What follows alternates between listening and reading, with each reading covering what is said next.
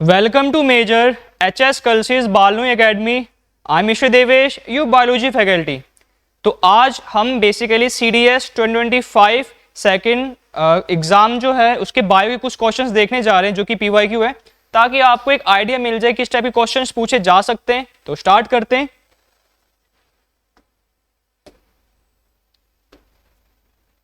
CDS 2025 written exam biology PYQ।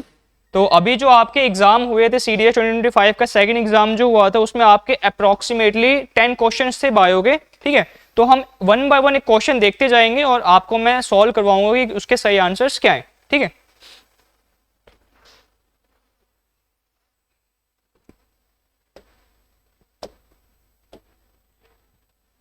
the first question says which one among the following is the correct scheme followed for classification of animals. आपको मालूम है कि animals में जो taxonomy होती है, अलग अलग टैक्सा होती हैं, आपकी स्पीशीज़ है, जीनस है, आपकी क्लास, ऑर्डर, फाइलम वगैरह है। तो इनको बेसिकली एक ऑर्डर में कैसे होता है, देखो सबसे एट द टॉप आपका ना फाइलम होता है। तो ए में आपका क्लास है और आपके सी में ऑर्डर है, तो ये दोनों ऑप्शन तो आपके कट जाएंगे ऐसे ही। आपका ऑप्शन ए और आपका ऑप्शन सी, ये दोनों तो ऐसे आपके कट जाएंगे। लेकिन आपका एक ऑप्शन है ऑप्शन बी फाइलम और ऑप्शन डी फाइलम, जो कि आप देख भी सकते हो। तो करेक्ट ऑर्डर जो होता है आपका वो क्या होता है, सबसे लोएस्ट पार्ट जो होता है वो होता है आपका स्पीसीज, सबसे लोएस्ट पार्ट। लेकिन जस्ट मान लो जैसे कि आपके दो स्पीसीज हैं, एक होता है आपका टाइगर जिसका नाम होता है पैंथेरा टिग्रिस, एक होता है आपका लायन जो कि पैंथेरा लियो। अब इसमें अगर आप देखोगे, एक होता है पैंथेरा टिग्रिस जिसको हम क्या बोलते हैं टाइगर, एक होता है आपका पैंथेरा लियो जो क्या होता है आपका लायन। इसमें अगर आप देखोगे तो ये जो आपका सेकंड वर्ड है वो क्या इंडिकेट करता है, आपके स्पीसीज, क्योंकि बहुत ही ज्यादा इनमें क्लोजली कैरेक्टरिस्टिक्स पाए जाते हैं, जिससे आप बोल सकते हो कि है दोनों मैमल, है दोनों बिग कैट और बेसिकली दोनों के दोनों कार्निवोरस है। लेकिन अगर बहुत ही ज्यादा दो क्लोजली रिलेटेड स्पीसीज होते हैं दोनों मिलकर के क्या बनाते हैं, आपके जीनस या जीन्स कह सकते हो आप। इसमें जो पैंथेरा वर्ड है, पैंथेरा वर्ड, इसको हम क्या बोलते हैं, पैंथेरा वर्ड को हम बोलते हैं बेसिकली जीनस। तो सबसे आपका लोअर लेवल होता है, सबसे लोअर लेवल क्या होता है आपका स्पीसीज। उसके बाद क्या होगा आपका दो क्लोज्ड स्पीसीज मिलकर के क्या बनाएंगे आपका जीनस। उसके बाद आपके फैमिली, जैसे किस फैमिली में आते हैं, आपके बिग कैट फैमिली में आते हैं, लायन और टाइगर आपके दोनों ही। उसके बाद क्या होगा आपका ऑर्डर, बेसिकली किस ऑर्डर में है। उसके बाद आपका क्लास मैमल है या क्या है वो, फिर आपका फाइलम जो कि आपके आता है आपके वर्टेब्रेट्स में, आपने देखा होगा मेमेलिया में आती हैं ये सब। तो जो करेक्ट सीक्वेंस है, करेक्ट सीक्वेंस क्या है आपका ऑप्शन डी।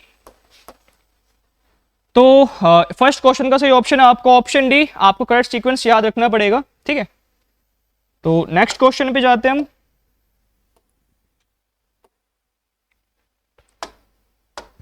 विच इज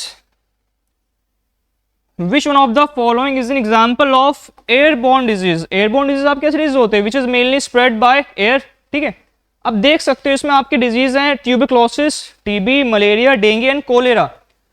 आप देख सकते हो कि कोलेरा है ये क्या आपका बेसिकली कॉन्टेमिनेटेड वाटर से होता है, कॉन्टेमिनेटेड वाटर, या फिर आप कह सकते हो जहां पर पुअर सैनिटरी कंडीशन होती है, पुअर सैनिटरी कंडीशन, या फिर आपके हाउस फ्लाई भी आपके कोलेरा फैला सकते हैं। It is also known as, basically Hindi में इनको ना हैजा बोला जाता है आपका। तो कोलेरा जो होता है आपका एयरबॉर्न डिजीज तो नहीं है, आप इसको ऐसे कट कर सकते हो। डेंगू एंड मलेरिया ये आपके कौन फैलाते हैं, बेसिकली मॉस्किटो फैलाते हैं, मॉस्किटो। डेंगू आपके एक वायरस की वजह से होता है, इसका नाम होता है डेंवी वायरस, और आपका मलेरिया होते हैं plasmodium which is known as protozoa. Protozoa एक ऐसे माइक्रो ऑर्गेनिज्म होते हैं जो कि आपके वाटर सरफेस पे पाए जाते हैं। तो अब देखो ये दोनों ही कैसे फैल रहे हैं आपके बेसिकली मॉस्किटो से, ये आपके एयरबोर्न नहीं है। तो ये दोनों को भी आप ऐसे एलिमिनेट कर सकते हो। तो आप हमारे तीन ऑप्शन तो ऐसे एलिमिनेट हो गए। तो एक बचा क्या आपका ट्यूबरक्लोसिस। ट्यूबरक्लोसिस आपका एयरबोर्न होता है, ये फैलता कैसे है, मान लो कोई भी आपका इन्फेक्टेड पर्सन है, अगर आप उनके बहुत ज्यादा करीब जाते हो, अगर उन्होंने आपके माउथ पे स्नीज कर दिया, तो इनके जो जब स्नीज करते हैं उनमें एयर पार्टिकल्स, एयर ड्रॉपलेट्स पाए जाते हैं, जो कि क्या काम करते हैं, उसमें आपका एक बैक्टीरिया पाया जाता है। It is caused by bacteria, the name of the bacteria is Mycobacterium tuberculosis. जैसे वो स्नीज करेंगे तो माइकोबैक्टीरियम आप इनहेल कर लोगे, तो बेसिकली ट्यूबरक्लोसिस आपको भी हो सकता है। इसलिए बोला जाता है ना कि अगर कोई भी आप ऐसे इंसान को नहीं जानते उसके साथ खाना शेयर मत करो, उसके साथ पानी शेयर मत करो, तो आपको ये डिजीज हो सकता है ट्यूबरक्लोसिस। अगर आप उनका जूठा खाओगे, जूठा पियोगे, उनके पार्टिकल्स या कुछ भी आपके अंदर जाएंगे माइक्रोबैक्टीरियम के, तो आपको सीधा सीधा क्या हो जाएगा, ट्यूबरक्लोसिस। ये आपका एयरबोर्न होता है। तो सही ऑप्शन क्या है आपका, ऑप्शन ए। बाकी तीनों ऑप्शन आप एलिमिनेट कर सकते हो। अगर कोई भी क्वेश्चन का आपको आंसर नहीं मालूम है, अगर बाकी तीन को आप एलिमिनेट कर सकते हो, तो ऑब्वियसली आपका फोर्थ वन जो होगा आपका सही ऑप्शन होगा। उसमें ऑप्शन ए सही ऑप्शन है।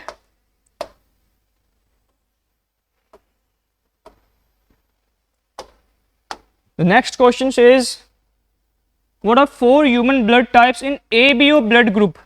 ABO ब्लड ग्रुपिंग आपके एक साइंटिस्ट, इनका नाम था कार्ल लैंडस्टीनर, उन्होंने दिया था ये।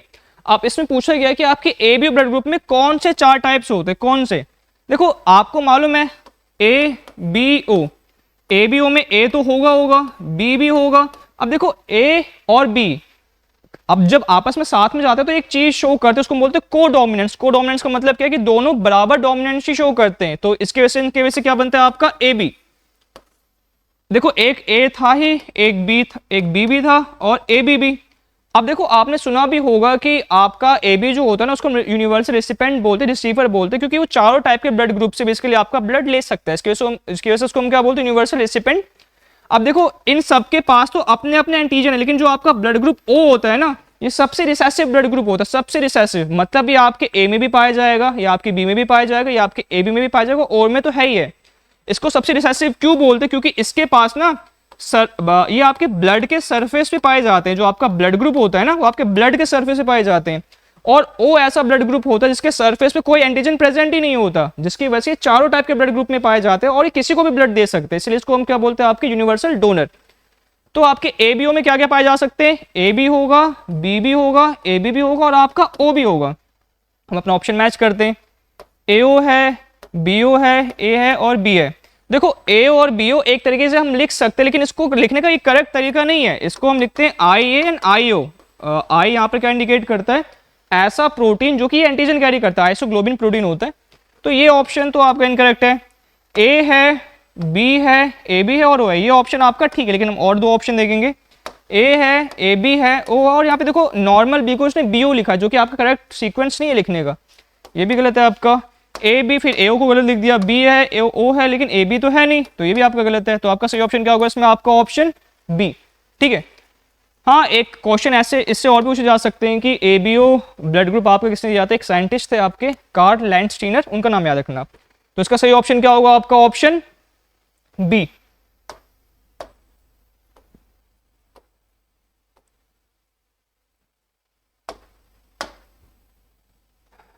नेक्स्ट क्वेश्चन है, which one of the following is not a part of the male reproductive system in human beings. आपको 4 ऑप्शन दे रखे और आपको बताना है कि कौन सा इन 4 में से कौन सा ऐसा पार्ट है जो कि ह्यूमन मेल रिप्रोडक्टिव सिस्टम का पार्ट नहीं है। देखो प्रोस्टेट ग्लैंड, प्रोस्टेट कैंसर सुना होगा आपने, टेस्टिस, सर्विक्स और स्क्रोटम, ये चारों ही आपके रिप्रोडक्टिव सिस्टम के पार्ट है, लेकिन इसमें से एक ऐसा ऑप्शन है जो कि मेल में नहीं पाया जाता। आपने देखा होगा प्रोस्टेट ग्लैंड आपका एक ऐसा ग्लैंड होता है, एक प्रोस्टेट और एक आपका ग्लैंड होता है सेमिनल वेसिकल। ये दोनों ग्लैंड मिल करके ना आपके स्पर्म के अंदर आपके स्पर्म को ना लिक्विड नेचर प्रोड्यूस करवाते हैं, और जो कि क्या बन जाता है आपका, ये फिर क्या बन जाता है, सीमेन बन जाता है। ये दोनों ही प्रोस्टेट ग्लैंड और सेमिनल वेसिकल, ये दोनों ही अपना एक लिक्विड रिलीज करते हैं स्पर्म में, इसकी वजह से उनके अंदर फ्लूइडिटी आती है।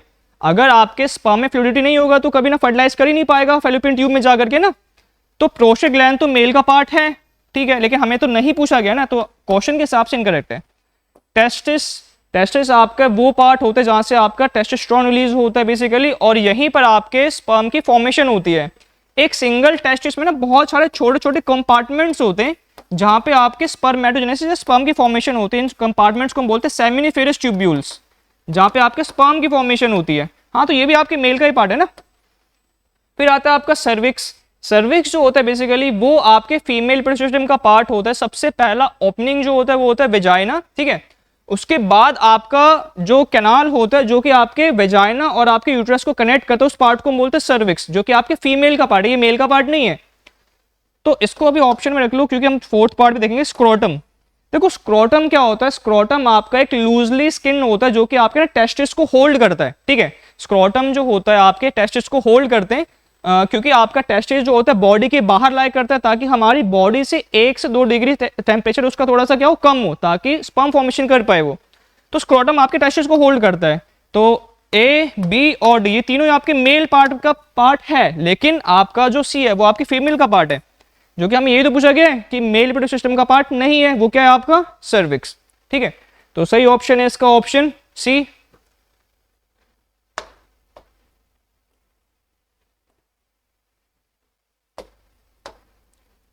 नेक्स्ट है which of the following are different parts of human brain. Human brain, देखो ह्यूमन ब्रेन को ना मेनली 3 पार्ट्स में डिवाइड कर दिया गया है। जस्ट फोरहेड के पीछे आपका होता है सबसे largest part which is fore brain, and middle section वो होता है mid brain, and the last जहां पर आपका स्पाइनल कॉर्ड या वर्टेब्रल कॉलम अटैच होता है उसको बोलते हैं हिंड या हाइंड ब्रेन। 3 पार्ट में डिवाइड कर दिया गया है। तो फोर फ्रंट ब्रेन है, स्टैंडर्ड ब्रेन है, हिंड ब्रेन है, इन्होंने नाम कुछ ऐसे ही लिख दिया, वैसे इस पार्ट का नाम ऐसे नहीं होता। फोर ब्रेन होता है, स्टैंडर्ड तो होता है नहीं कोई, मिडल होता है, तो ये ऑप्शन आपका क्या है, इनकरेक्ट है। फोर ब्रेन है, मीडियन ब्रेन है, रियर ब्रेन है। बेसिकली हम यहाँ पे मिरर की बात थोड़ी ना कर रहे कि रियर है या नहीं है, नहीं इसको हिंड ब्रेन बोला जाता है बेसिकली आपका। ठीक है, मीडियन भी नहीं होता, मीन मीडियन मोड थोड़ा निकाल रहे हैं, बीच का पार्ट होता है आपका मिड ब्रेन होता है, तो ये ऑप्शन भी क्या आपका इनकरेक्ट है। सी ऑप्शन में फोर ब्रेन है, मिड ब्रेन है और हाइंड हिंड ब्रेन है, तो ये ऑप्शन आपका सही है वैसे, लेकिन फोर्थ भी देखते हैं। प्रिकर्सर ब्रेन है, मीन ब्रेन है और हिंड ब्रेन है, ये भी नाम नहीं होता। अगर मैं आपको बताऊं फोर ब्रेन किस किस पार्ट से मिलकर के बना होता है, आपका सेरिब्रम जो कि आपकी थिंकिंग कंट्रोल करता है, थैलेमस जो कि इंफॉर्मेशन को लेकर के जाता है, और हाइपोथैलेमस नाम सुना होगा आपने, जो कि पिट्यूटरी ग्लैंड का फंक्शन कंट्रोल करता है, भूख लगती है वो सब कंट्रोल कौन करता है, आपका हाइपोथैलेमस, बॉडी का टेम्परेचर। मिड ब्रेन आपके सेंसरी एक्शन, सेंसरी में भी मेनली क्या, विजन और हियरिंग। आप देखा ना किसी इंसान का अगर एक्सीडेंट हो जाता है तो उसकी आंखें ठीक है लेकिन फिर भी विजन चली गई, तो इंपैक्ट कहां पर गया, उसके मिड ब्रेन पर। मिड ब्रेन क्या फंक्शन कंट्रोल करता है, आपके सेंसरी एक्शंस कंट्रोल करते हैं। किसी इंसान को देखा होगा कि उसका एक्सीडेंट हो गया और उसकी हियरिंग चली गई, तो भी उसके मिड ब्रेन पे ज्यादा चोट लगी होगी। लास्ट है आपका हिंड या हाइंड ब्रेन, इसमें आपका क्या होता है, एक होता है आपका सेरिबेलम जो कि हमारी बॉडी में पोस्चर और बैलेंसिंग प्रोवाइड करवाता है, एक होता है आपका मेड्यूला ऑब्लोंगेटा जो कि बेसिकली इनवॉलंटरी एक्शंस कंट्रोल करवाता है। इनवॉलंटरी एक्शंस में क्या क्या आएगा, सलाइवा का सिक्रेशन, ब्लिंकिंग ऑफ आई, आपके rate of respiration, heartbeat, basically oil secretion, sweat secretion, swelling, vomiting, सब कौन कंट्रोल करवाता है, आपका मेड्यूला ऑब्लोंगेटा जो कि आपके इनवॉलंटरी एक्शंस कंट्रोल करवाता है। तो 3 पार्ट जो होते हैं आपके ब्रेन के वो होते हैं आपका option C, forebrain, midbrain and hindbrain. ठीक है, तो सही ऑप्शन क्या है आपका ऑप्शन सी।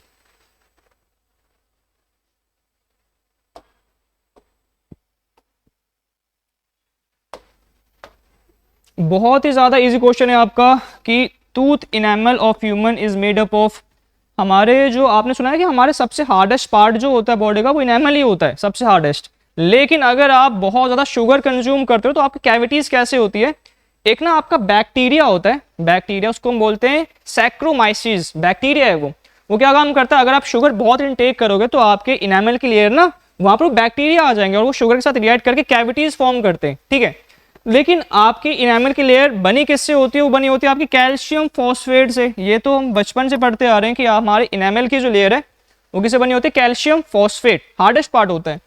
सोडियम हाइड्रोजन कार्बोनेट देख सकते हो, लेकिन ये ना कुछ बहुत ज्यादा सॉलिड पार्ट बनाता है, ब्रिटल पार्ट बनाता है। कार्बोनेट जहां पे लग गया ना वो ब्रिटल पार्ट बनेगा, लेकिन इनेमल हमारा ब्रिटल नहीं होता। सोडियम हाइड्रोक्साइड आपको कोई भी हार्डेस्ट पार्ट बना ही नहीं सकता, ये बेसिकली आपके लिक्विड्स में पाए जाते हैं, केमिकल्स में पाए जा सकते हैं, लेकिन आपके हार्डेस्ट पार्ट नहीं बनाएंगे ये। लैक्टिक एसिड क्या होता है, ये आपके मसल क्रैम्प फॉर्म करता है, या फिर आपके बेसिकली क्या कर सकता है, लैक्टोबैसिलस क्या काम करते हैं, आपके लैक्टिक एसिड प्रोड्यूस करवाते हैं, इसकी वजह से आपका होता क्या है, कोगुलेशन ऑफ मिल्क या क्लॉटिंग ऑफ मिल्क, गाढ़ा हो जाना। मिल्क जब गाढ़ा होकर के दही तो बन जाता है आपका, लेकिन ये इससे हमारा इनेमल का ले देना कुछ भी नहीं है। तो आपका सही ऑप्शन क्या है, आपका कैल्शियम फॉस्फेट। बहुत ही इजी क्वेश्चन था ये वैसे आपका।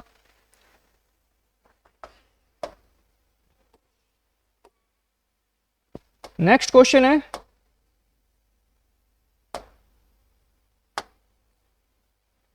The inner lining of the human small intestine has numerous finger like projections called. देखो आपके बोला जाता है कि जो ह्यूमन का इंटेस्टाइन होता है ना, स्मॉल इंटेस्टाइन, वो अप्रॉक्सीमेटली 6.5 मीटर लॉन्ग होता है, और इसमें क्या होता है कि मान लो ये आपकी वॉल है और अंदर ना ऐसे फिंगर लाइक प्रोजेक्शन होते हैं, finger like projection.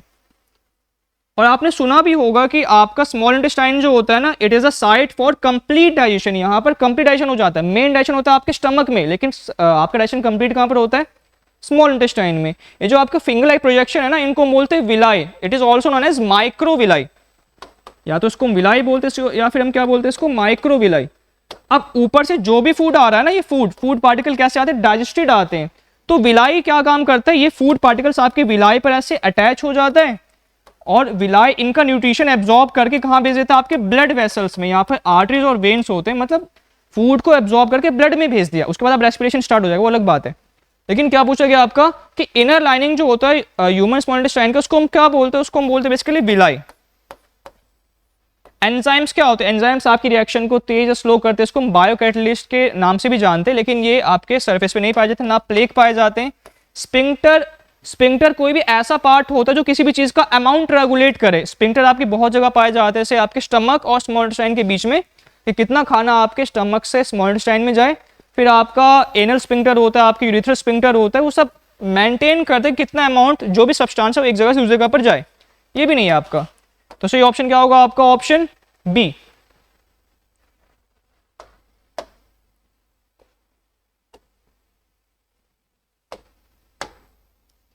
Which of the following represent disaccharides? But what do you mean by disaccharides? Basically, it is made up of two molecules of monosaccharide. Basically आपके sugar के 4 form होते हैं। Carbohydrate सुना होगा ना आपने, 4 फॉर्म होते हैं उसके। पहला होता है monosaccharide, disaccharide, oligosaccharide and polysaccharide. Monosaccharide क्या होता है आपके? जो कि 6 कार्बन एटम से मिलकर के बने होते हैं। ग्लूकोज हो गया, ठीक है, आपके फ्रुक्टोज हो गया, गैलेक्टोज हो गया। वो डाइसैकेराइड क्या होता है? जो कि 2 मोनोसैकेराइड से मिलकर के बने, 2 मोनोसैकेराइड से। तो डाइसैकेराइड के एग्जाम्पल होते हैं आपके माल्टोज हो गया, लैक्टोज हो गया। लेकिन अगर आप देखोगे माल्टोज और लैक्टोज, ये ऑप्शन तो आपके यही है, लेकिन माल्टोज बनता कैसे है? माल्टोज आपके बनता है 2 मॉलिक्यूल्स ऑफ ग्लूकोज। ग्लूकोज के 2 मॉलिक्यूल मिलकर के क्या बनाता है? एक माल्टोज बनाता है। और लैक्टोज कैसे बनता है? एक ग्लूकोज और एक आपका गैलेक्टोज। ग्लूकोज और गैलेक्टोज मिलकर के क्या बनाता है आपका? लैक्टोज। मतलब डाइसैकेराइड ये होता है जो 2 मोनोसैकेराइड से मिलकर के बने। देखो ग्लूकोज और गैलेक्टोज और आपका फ्रुक्टोज, ये तीनों आपके मोनोसैकेराइड होते हैं। ये दोनों मिलकर के क्या बनाते हैं? आपके डाइसैकेराइड। ठीक है, जैसे सुक्रोज होता है ना, सुक्रोज कैसे बनता है? सुक्रोज बनता है आपके ग्लूकोज से और एक फ्रुक्टोज से। ठीक है, तो इसमें से ऑप्शन क्या होगा आपका? इसमें होगा आपका माल्टोज। अब इसमें देखो स्टार्च क्या होता है आपका? पॉलीसैकेराइड होता है, कॉम्प्लेक्स कार्बोहाइड्रेट। ये तो नहीं होगा आपका। ग्लूकोज मोनो है, लेकिन इसमें क्या पूछा? डाया। ये दोनों आपके मोनो है। राइबोज और जाइलोज, ये भी आपके क्या है? बेसिकली ये भी आपके पॉलीसैकेराइड में पाए जाते हैं, तो ये भी डाइसैकेराइड में नहीं आते। या तो आप डायरेक्टली एलिमिनेट कर सकते हो, अगर आपको पता है तो वेल एंड गुड। तो इसमें आपका सही ऑप्शन क्या है? आपका ऑप्शन सी। ठीक है,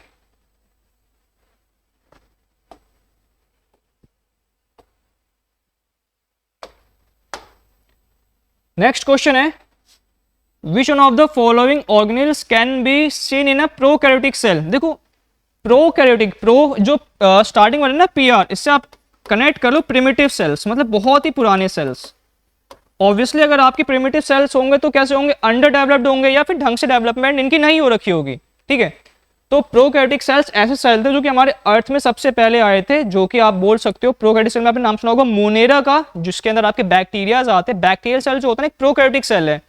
प्रोकैरियोटिक तो हम बेसिकली इंडिकेट किससे करते हैं? बैक्टीरियल सेल से। बैक्टीरियल, क्योंकि सबसे पहले बोला जाता है कि अर्थ पे जब आपका बिग बैंग हुआ था ना, देखो वैसे फिजिक्स में बिग बैंग आपके यूनिवर्स का एक्सपेंशन बताया गया है, लेकिन आपके हमें अभी तक लगता है कि लाइफ सस्टेन आपके अर्थ पे ही है। तो अर्थ में बिग बैंग का अलग होता है बायो में, बाकी फिजिक्स में अलग है। तो बोला जाता है कि जब से आपके अर्थ की फॉर्मेशन हुई, तो सबसे पहले जो लिविंग बींग्स आए थे वो आपके पानी में रहने वाले आए थे। सबसे पहले जो सेल्स की फॉर्मेशन हुई थी ना, वो थे आपके प्रोकैरियोटिक सेल्स, जो कि थे आपके बैक्टीरियल सेल्स। क्या पूछा गया इसमें? कौन सा ऑर्गेनेल है जो कि आपके प्रोकैरियोटिक सेल में पाया जाता है? देखो mitochondria is a complex organelle. Mitochondria बहुत ही कॉम्प्लेक्स ऑर्गेनेल है, तो ये पूरी डेवलप्ड सेल्स में कैसे पाए जाएंगे? नहीं पाए जाते। माइटोकॉन्ड्रिया को हम क्या बोलते हैं? Powers of the cell, it produce energy in the form of ATP. लेकिन ये आपके बैक्टीरियल सेल में एब्सेंट होते, बैक्टीरिया में नहीं पाया जाता। लेकिन हमें तो पता करना है कि कौन पाया जाता है। डेफिनेटिव न्यूक्लियस, देखो न्यूक्लियस जो होता है ना, बहुत ही ज्यादा स्फेयर, इसका स्ट्रक्चर कैसा होता है? स्फेरॉइड। लेकिन आपके बैक्टीरियल सेल में न्यूक्लियस नहीं पाया जाता, एक इरेगुलर शेप का स्ट्रक्चर पाया जाता है, विच इज नोन एज इसको हम क्या बोलते हैं, इसको न्यूक्लियोइड बोलते हैं हम, न्यूक्लियोइड। काम दोनों का सेम है, ये भी जेनेटिक मटेरियल स्टोर कर रहा है, ये भी जेनेटिक मटेरियल स्टोर कर रहा है, लेकिन न्यूक्लियस आपके पाया जाता है यूकैरियोटिक सेल में और न्यूक्लियोइड पाया जाता है आपके प्रोकैरियोटिक में, तो ये भी नहीं पाया जाता। गोल्जी बॉडीज भी नहीं पाया जाता क्योंकि ये किसी की फॉर्मेशन करवाते हैं आपके लाइजोसोम्स। अगेन लाइजोसोम्स आपके कॉम्प्लेक्स ऑर्गेनेल है। अब बचता है एक राइबोसोम। देखो राइबोसोम में क्या होता है, राइबोसोम आपके दोनों में पाए जाते हैं, प्रोकैरियोटिक सेल में भी और यूकैरियोटिक सेल में। इसका रीजन क्या है, राइबोसोम ना आपका एक मेम्ब्रेनलेस ऑर्गेनेल होता है, मेम्ब्रेनलेस, इसके पास खुद का कोई मेम्ब्रेन नहीं होता।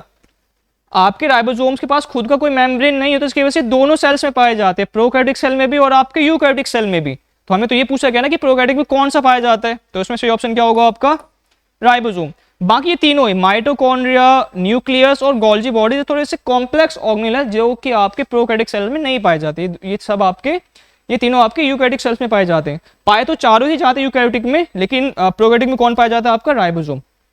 तो सही ऑप्शन है आपका ऑप्शन सी राइबोसोम।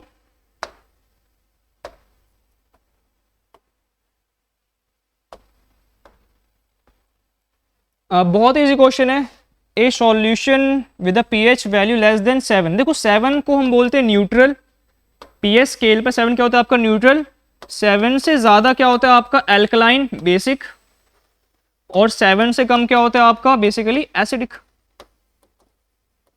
बहुत इजी क्वेश्चन है कि अगर पीएच वैल्यू किसी की 7 से कम है तो किस में आएगा आपका, एसिडिक में आएगा। तो इसमें तो कोई सोचने वाली बात ही नहीं है।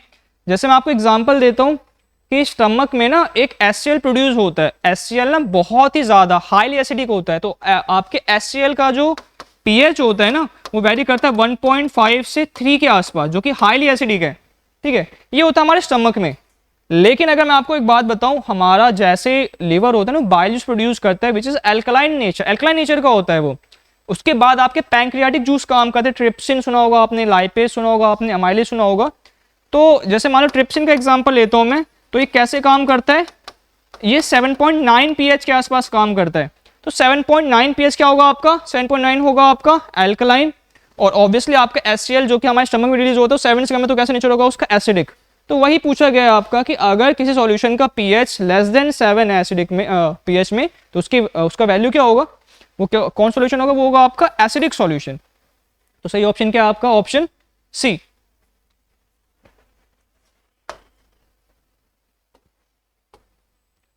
तो ये आपके 2025 का जो CDS का एग्जाम था उसके कुछ बायोलॉजी के क्वेश्चंस थे। तो इसमें कुछ आपके स्ट्रेट क्वेश्चंस भी थे, कुछ आपके ऐसा क्वेश्चन है जो कि आपके पास अगर बेसिक नॉलेज है तो आपको घुमा फिरा करके क्वेश्चन पूछे जा सकते हैं। कुछ क्वेश्चंस आपके साइटोलॉजी सेल्स के ऊपर थे, कुछ क्वेश्चन बेसिकली आपके डिजीज जैसे ट्यूबरक्लोसिस का हमने क्वेश्चन पढ़ा था, कुछ क्वेश्चन आपके सॉल्यूशन के ऊपर भी थे, एसिडिटी और बेसिसिटी के ऊपर भी क्वेश्चन थे। तो यहाँ पे ध्यान रखना आपको साइटोलॉजी कवर करना ही करना है, आपके ऑर्गन्स और आपकी डिजीज, ये 3 टॉपिक्स आपके मेन है जो कि जिनकी वेटेज हमेशा ज़्यादा होती है CDS के बायो के एग्जाम्स में। तो आज की क्लास में हमने CDS 2025 सेकंड बायो का PYQ करा।